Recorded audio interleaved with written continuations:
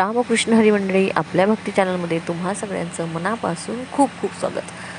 आज महाशिवरात्रीची कथा बघणार आहोत. एकदा पार्वतीने परमेश्वर शिवशंकराला विचारले, असे कोणते श्रेष्ठ तसेच सरळ व्रतपूजन आहे ज्यामुळे मृत्यूलोकातील प्राण्यांना तुमची कृपा प्राप्त होईल. उत्तरा दाखल शंकराने पार्वतीला शिवरात्रीच्या व्रताची कथा सांगितली. एका गावात एक शिकारी राहत होता. मुक्या जनावरांची हत्या करून तो आपल्या कुटुंबाचे पालनपोषण करीत असे. तो सावकाराचा कर्जदार होता. त्याने त्याचे कर्ज वेळेवर चुकवले नव्हते. त्यामुळे संतापून सावकाराने शिकारीला शिवमठात कैदी बनवले. योगायोगाने त्याच दिवशी शिवरात्र होती. शिकारी ध्यानमग्न होऊन शिवासंबंधित धार्मिक गोष्टी ऐकत राहिला. चतुर्दशीला त्याने शिवरात्रीची कथाही ऐकली. सायंकाळी सावकाराने त्याला जवळ बोलावून कर्ज फेडण्याविषयी विचारले. तेव्हा शिकारी दुसऱ्या दिवशी सर्व कर्ज फेडेन असे वचन देऊन कैदेतून सुटला. आपल्या दिनचर्येप्रमाणे तो जंगलात शिकारीसाठी निघाला, पण दिवसभरात कैदेत राहिल्यामुळे तो तहान भुकेने व्याकुळ झाला होता. शिकार करण्यासाठी तो तलावाकाठच्या बेलपत्राच्या झाडावर मचाण बांधू लागला. बेलवृक्षाच्या खाली बेलपत्रांनी झाकले गेलेले शिवलिंग होते. शिकाऱ्याला मात्र हे माहीत नव्हते. मचाण बनविताना त्याने ज्या फांद्या तोडल्या त्या योगायोगाने शिवलिंगावर पडल्या. याप्रमाणे दिवसभर उपाशी असलेल्या शिकाऱ्याने व्रतही झाले आणि त्याच्या करवी शिवलिंगावर बेलपत्रही वाहिले गेले. एका प्रहरानंतर एक गर्भिणी हरिणी तलावावर पाणी पिण्यासाठी पोहोचली. शिकाऱ्याने आपल्या धनुष्याने तिच्यावर नेम साधलाच होता. तितक्यात ती हरिणी बोलली, मी गर्भिणी आहे. तू एकाच वेळी 2 जीवांची हत्या करशील, हे योग्य नाही. मी आपल्या पिल्लाला जन्म देऊन लवकर तुझ्यासमोर येईल, तेव्हा तू मला मार. शिकाऱ्याने धनुष्य बाजूला ठेवले आणि हरिणी झाडाआड लुप्त झाली. काही वेळाने दुसरी हरिणी तिथून निघाली. शिकाऱ्याच्या आनंदाला पारावर उरला नाही. त्याने त्याच्यावर नेम धरला.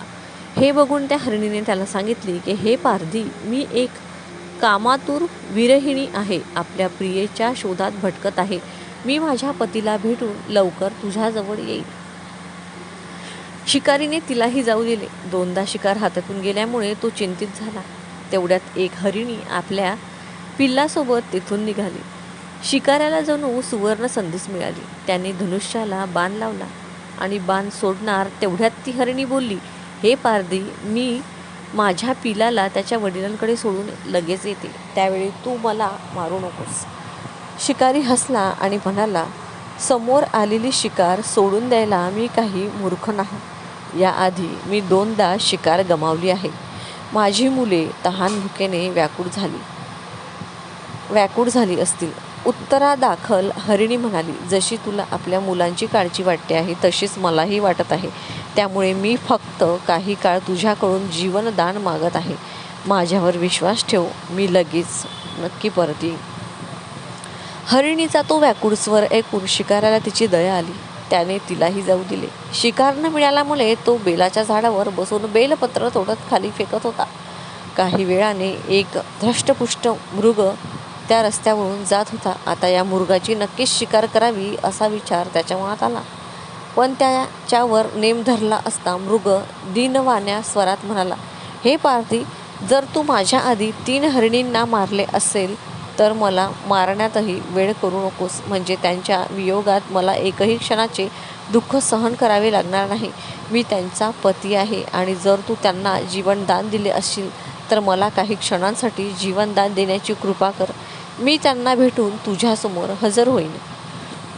मृगाचे बोलणे ऐकून शिकाऱ्याला डोळ्यासमोरून संपूर्ण रात्रीचे घटनाचक्र आले. त्याने सर्व कथा मृगाला ऐकवली.